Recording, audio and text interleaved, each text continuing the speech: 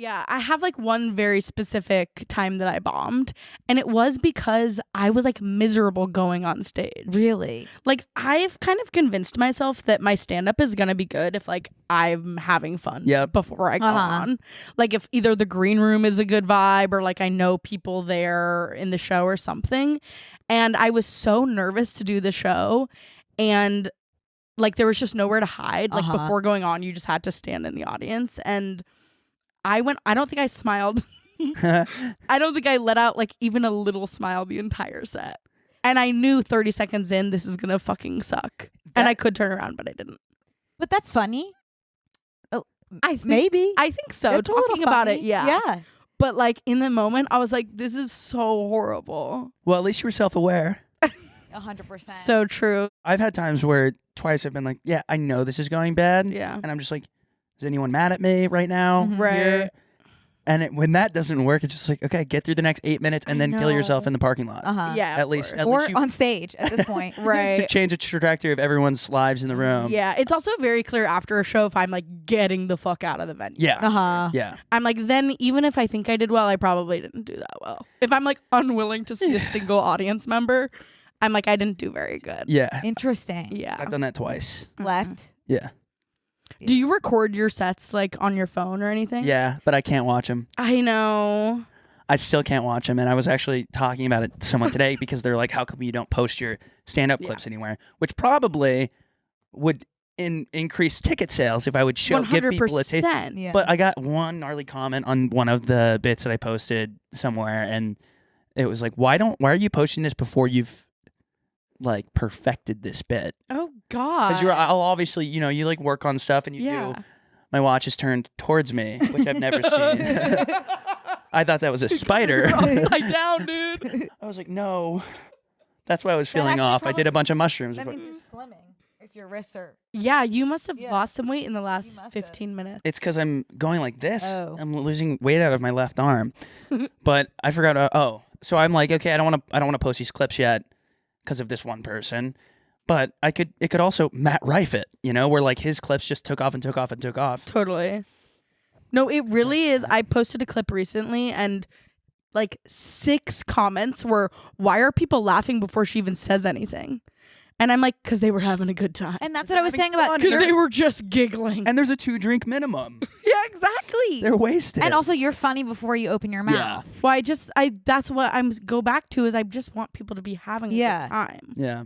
Because I'm not also like, I'm not like punchline joke.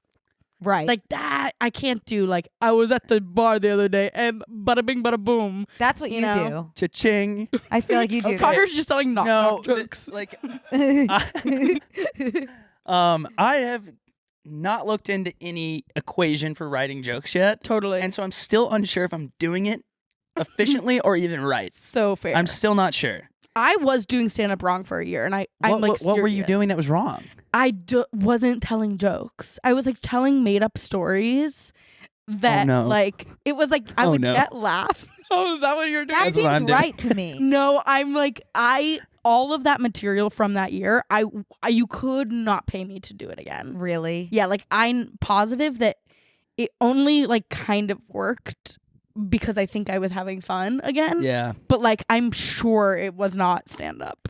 But your made up stories are like the stories about you and or your husband coming back from Totally, war, like that's about my family about and your my kids. Yeah, and your kids, and I can do that now, but the way I was doing it like the first year I did stand up was like, oh God.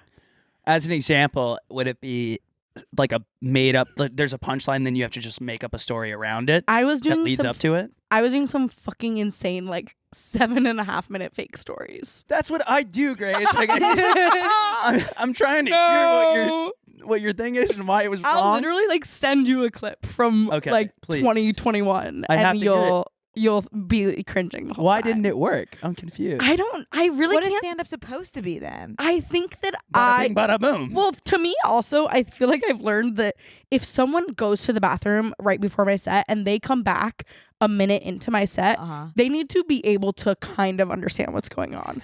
But because of my 7.5 minute stories, I basically lost anyone even if they zoned out for a minute. Gotcha. Okay. Yeah.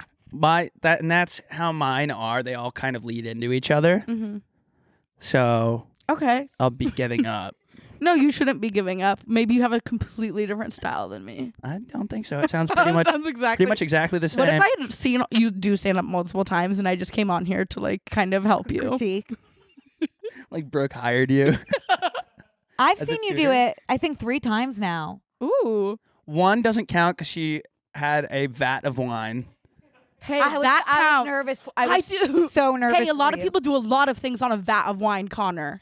And it's You was doing a lot of things on the vat of wine. I get stage fright for other people. Totally. Yeah. So I had gone to the bar and that's really common. yeah, no, it's really bad. Like Yeah. and when I get nervous, like it's like, oh, I will throw, like I'm going to throw up. It's not just like, oh, I have butterflies. It's like so I was kind of just trying to take the precautions that I needed to make sure that I could be there for you. It's just as hard for Brooke when you do. Hey, I know. Yeah.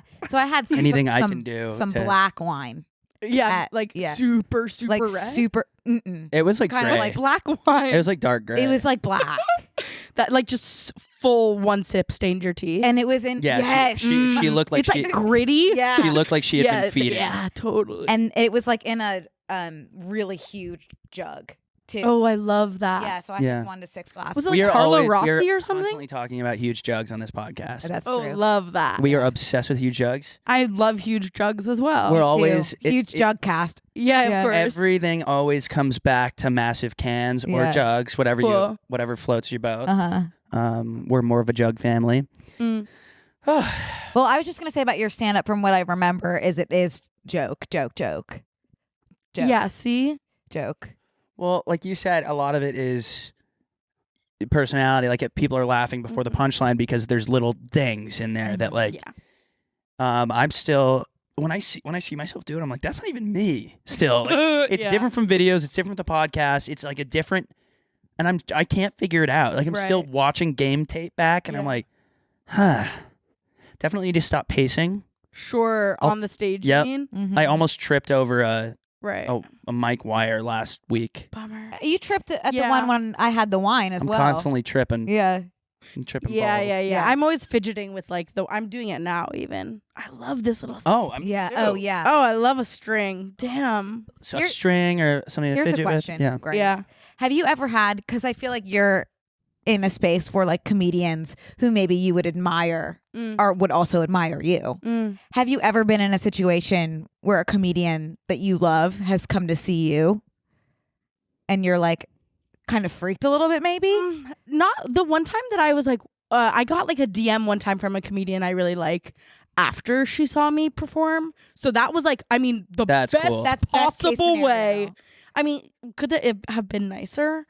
But then again, the one time I really bombed was it was 2 comedians, their show that I like really have loved forever. No. Yeah, but what are you gonna do, Nothing. honestly? And I think that you just have to rely on being charming and nice. Exactly. Yeah. That's what you have to do. You have to. I can't be mean after bombing. You know what I mean? Like Right. I gotta lose all ego. Mm-hmm. Going back in the green room, that's where I'm killing it, is backstage before my exactly, set. exactly. I'm like talking to other people. There was at that Bill Burr show, Rory Scovel was there, and he was so nice. And then he followed me and DM'd me, and that was the nicest thing ever because he's so funny. He's so funny and so nice, like unbelievably funny. I'm not used to people being actually nice from living in LA for a couple years. That is scary when that happens. I'm used to people being like, "Oh my god, how are you?" and then never talking to them again, type thing.